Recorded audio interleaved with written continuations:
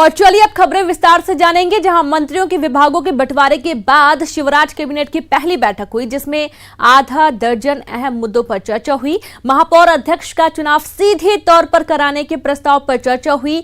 साथ ही नगर पालिका अधिनियम संशोधन का भी प्रस्ताव कैबिनेट में आया। इसके अलावा साहूकारी अधिनियम में भी संशोधन के प्रस्ताव पर चर्चा हुई। अनुसूचित विधायक ऋण मुक्ति विधेयक भी लाया जाएगा। सहकारिता अधिनियम में संशोधन को मंजूरी दी गई है। आदिवासियों के 15 अगस्त 2020 तक की कर्ज माफी का भी फैसला लिया गया। और इसके साथ ही सीएम ने मंत्रियों को निर्देश दिए हैं कि सप्ताह में एक दिन अपने अपने विभागों की समीक्षा करें। और साथ ही सीएम ने मंत्रियों को कम से कम 4 दिन अपने क्षेत्र का दौरा करने के लिए कहा।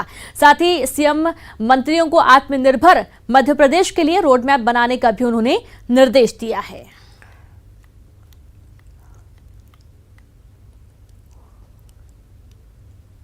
गारंटी में काम करने के समय सीमा है, जैसे 10 दिन है, और 10 दिन के अंदर अगर वो काम अधिकारी वो नहीं कर पाता है तो कंप्यूटर के अंदर इस तरह की व्यवस्था होगी कि उसे नामांतरण, जैसे मान लें हमने कहा कि 10 दिन के अंदर नामांतरण होगा या सीमांकन होगा या चिन्हांकन होगा, और वो 10 दिन में अंदर नहीं हुआ तो कंप्यूटर स्वयं 10 दिन के अंदर जनरेट करके उसे दे देगा।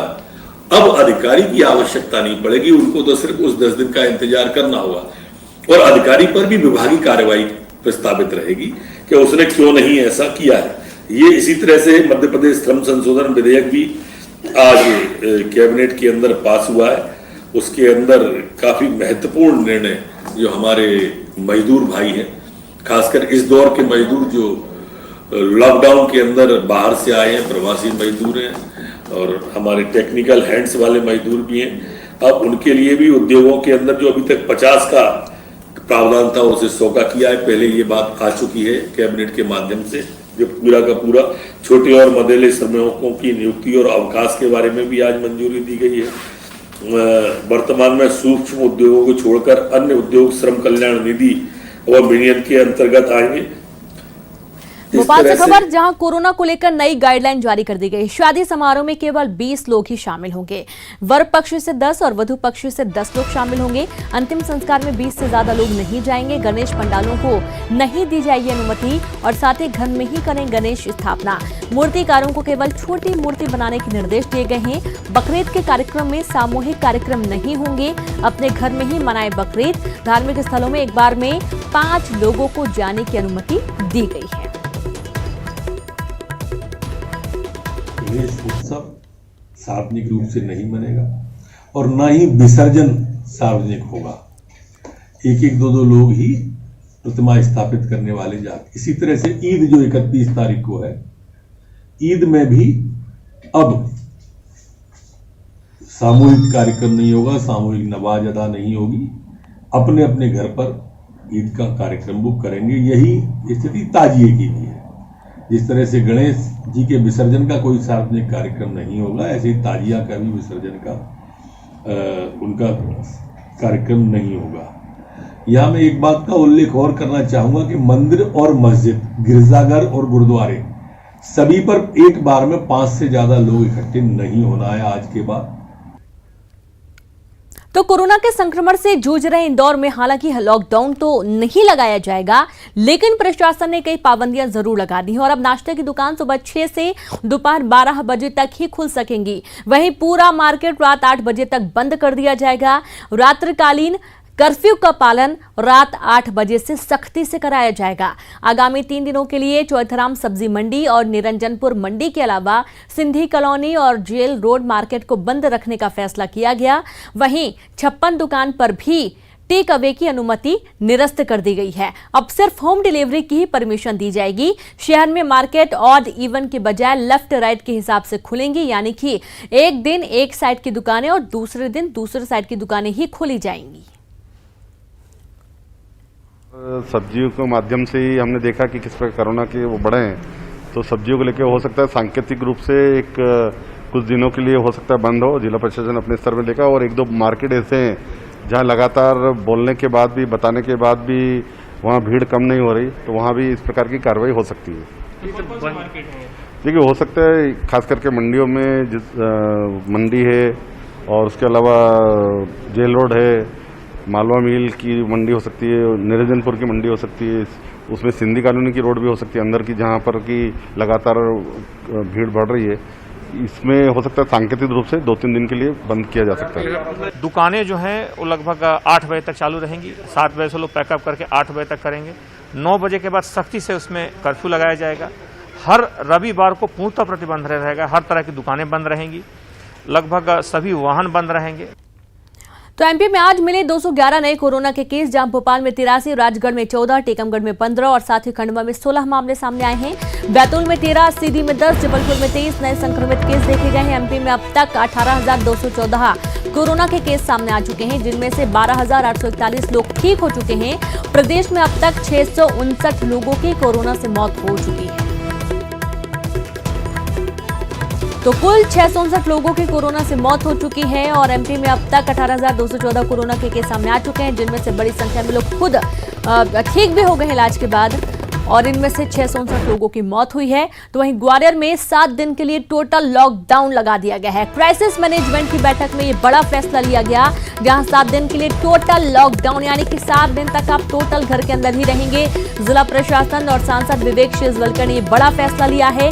कोरोना के बढ़ते संक्रमण के चलते फैसला लिया गया। राज्य सरकार के पास प्रस्ताव भेज दिया गया है। सरकार की मंजूरी के बाद ये टोटल लॉकडाउन का जो पालन है वो शुरू हो जाएगा। अस्पताल, मेडिकल स्टोर खुले रहेंगे। इमरजेंसी ड्यूटी वालों को बाहर निकलने की छूट होगी।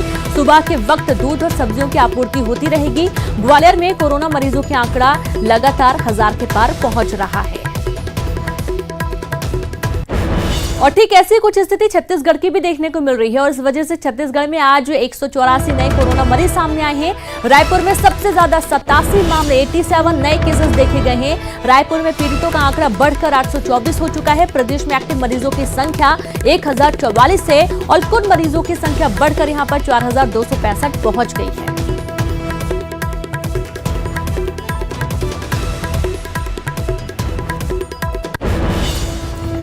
तो सागर की बात, जहां सागर पहुंचे प्रदेश के परिवहन एवं राजस्व मंत्री गोविंद सिंह राजपूत ने कहा कि इस समय मध्य प्रदेश कांग्रेस कमेटी में कितने महामंत्री, कितने उपाध्यक्ष और कितने सेक्रेटरी हैं, शायद कांग्रेस के अध्यक्ष को पता भी नहीं होगा।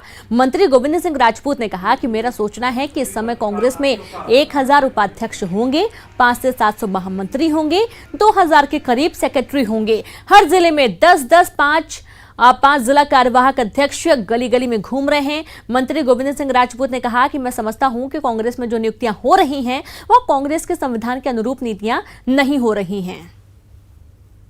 मध्य प्रदेश कांग्रेस कमेटी में इस समय मैं समझता हूं कितने महामंत्री, कितने उपाध्यक्ष, कितने सेक्रेटरी हैं, शायद कांग्रेस के अध्यक्ष को पता ही नहीं होगा। मैं समझता हूं कि इस समय जहां तक मेरा सोचना है करीब 1000 तो उपाध्यक्ष होंगे, 500 से 700 महामंत्री होंगे और 2000 करीब सेक्रेटरी होंगे और हर जिले में 10-10, 5-5 जिला कार्यवाहक अध्यक्ष गली गली में घूम रहे हैं। मैं समझता हूं ये कांग्रेस के संविधान के अनुरूप शायद ये नियुक्तियां नहीं हो रही हैं। एक जमाना था जब 2, 4, 5 महामंत्री होते थे, 2-4 उपाध्यक्ष होते थे, अब तो गली गली में घूम रहे हैं। मैं जहां तक मैं जानता हूं कि कांग्रेस के अध्यक्ष अगर इन महामंत्री और उपाध्यक्षों के नाम बता दें तो भी शायद नियुक्ति होगी। जानना तो दूर की बात है, जानते तो बहुत लोगों को वो है ही नहीं, लेकिन शायद ही नाम भी नहीं बता पाएंगे। तो मैं समझता हूं कि गली गली में उपाध्यक्ष महामंत्री घूम रहे हैं, इससे बड़ी दुर्दशा कांग्रेस की हो रही है और कुछ दिन में कांग्रेस हो जाएगी यूपी की तरह। एक बार फिर से आप सभी का स्वागत है। राजस्थान में मचे सियासी घमासान के बीच छत्तीसगढ़ में भी बीजेपी कांग्रेस में आरोप प्रत्यारोप शुरू हो चुका है। पूर्व सीएम रमन सिंह ने कहा कि अब कांग्रेस में सिर्फ परिवार के भक्त ही बचे हैं, तो मंत्री टीएस सिंहदेव ने कहा कि राजस्थान में सब ठीक हो जाएगा। उन्होंने कहा कि छत्तीसगढ़ एमपी या राजस्थान नहीं, यहाँ सब कुछ ठीक है। कांग्रेस टूट रही है, उसके लिए किसी भी को जवाबदारी नहीं होती। वो कांग्रेस अपने ही बोझ पे, अपने ही संघर्ष पे, अपने ही अंतर्विरोध में टूटती जा रही है। इसके लिए किसी राजनीतिक दल को बोलने की जरूरत नहीं है, क्योंकि ये इतना बड़ा विभाजन आज यदि राजस्थान में हो रहा है, उसके पहले मध्य प्रदेश में हुआ, तो इसके पीछे कहीं न कहीं आंतरिक गुटबाजी का बहुत बड़ा हिस्सा है। छत्तीसगढ़ में भी क्या विभाजन हो सकता है? आज की स्थिति में तो मुझे नहीं लगता कि कोई विभाजन छत्तीसगढ़ में संभव है। नहीं, पायलट बढ़िया से कांग्रेस के हवाई पट्टी पे लैंड करेंगे, वहीं पर हैं, सब ठीक रहेगा।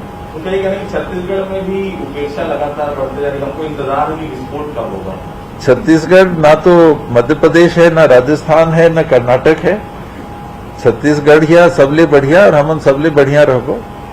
जनादेश का अपमान, भाजपा के विपक्षी दलों की सरकारों को पैसे की ताकत पे गिराने का खेल भारतीय जनता पार्टी ने नैतिकता को पूरी तरीके से बलाए ताक रख दिया है। भारतीय जनता पार्टी असंतोष भड़काने में, विधायकों के खरीद फरोख्त में संलिप्त है और यह सीधे सीधे भारतीय जनता पार्टी के अलोकतांत्रिक रवैये को उजागर करता है। और रायपुर से खबर जहां न्यूज 18 की सूची पर लगी मुहर, न्यूज 18 पर दिखाए नामों पर मुहर लगी है। संसदीय सचिव कल लेंगे शपथ, सीएम भूपेश बघेल कल 4 बजे दिलाएंगे शपथ। सीएम निवास पर कल 4 बजे होगा शपथ ग्रहण समारोह। तो 15 संसदीय सचिव कल लेंगे शपथ। द्वारकाधीश यादव, विनोद सेवनलाल चंद्राकर, चंद्रदेव राय, शकुंतला साहू, विकास उपाध्याय, अंबिका सिंह देव, चिंतामणि महाराज, यूडी मिंज, पारसनाथ राजवाड़े, इंदर शाह मंडावी, कुंवर सिंह निषाद, गुरुदयाल सिंह बंजारे, डॉक्टर रश्मि आशीष सिंह, शिशुपाल सूरी और रेख चंद्र जैन कल शपथ लेंगे।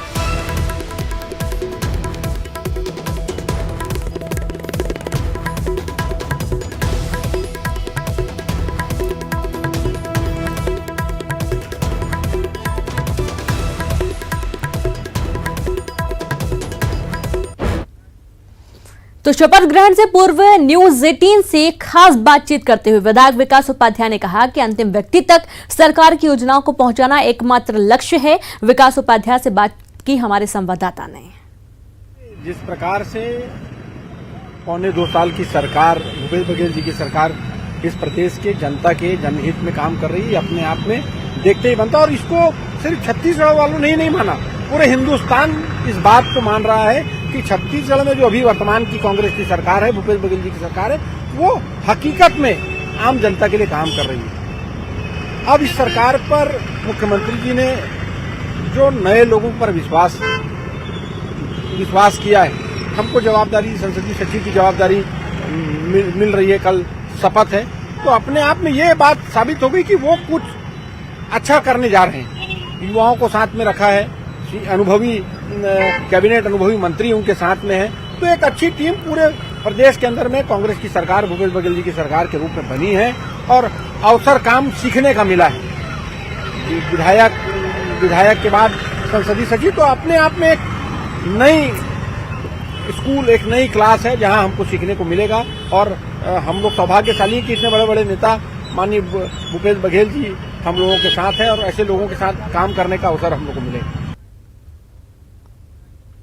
मुख्यमंत्री शिवराज सिंह चौहान ने कहा है कि बेटियों के विरुद्ध अपराध करने वाले पूरी मानवता के दुश्मन हैं। मैं उन्हें छोड़ूंगा नहीं। अपराधों में संलग्न सफेदपोशों को चिन्हित कर उनके विरुद्ध सख्त कार्रवाई की जाए। भोपाल में नाबालिग बेटियों के साथ अपराध करने वाला जघन्य अपराधी है, जहां कहीं भी हो उसे ढूंढकर कार्रवाई की जाए। मुख्यमंत्री ने मंत्रालय में वरिष्ठ अधिकारियों के साथ प्रदेश में कानून व्यवस्था की स्थिति की समीक्षा कर रहे थे। मुख्यमंत्री के निर्देश के 2 घंटे के अंदर आरोपी प्यारे मियां को आवंटित सहकारी आवास और उसको पत्रकार के रूप में दी गई मान्यता तुरंत निरस्त कर दी गई। आपको बता दें कि शनिवार की देर रात यहां रात्रिभर थाना क्षेत्र में पुलिस को गश्त के दौरान 4-5 नाबालिग लड़कियां मिली थी। पूछताछ में लड़कियों ने बताया कि उन्हें कुछ लोग यहां एक मकान में जन्मदिन की पार्टी में लाए गए थे और इस दौरान उनके साथ अश्लील हरकतें की गई और दुष्कर्म भी किया गया।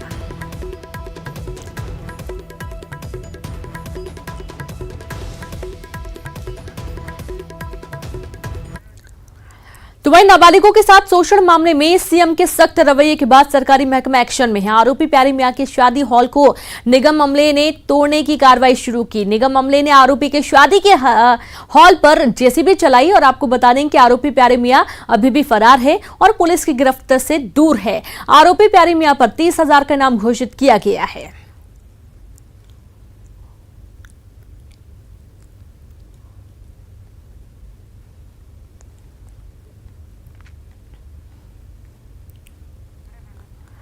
तो निगम अमले ने शादी हॉल को तोड़ने की कार्रवाई की है और आज ही सीएम ने जब अधिकारियों की बैठक ली तो उस दौरान उन्होंने काफी नाराजगी भी जाहिर की है और सख्त कार्रवाई के निर्देश दिए हैं। सीएम का कहना है कि जो प्यारे मियां उसको ढूंढा जाए और उसके खिलाफ सख्त कार्रवाई की जाए।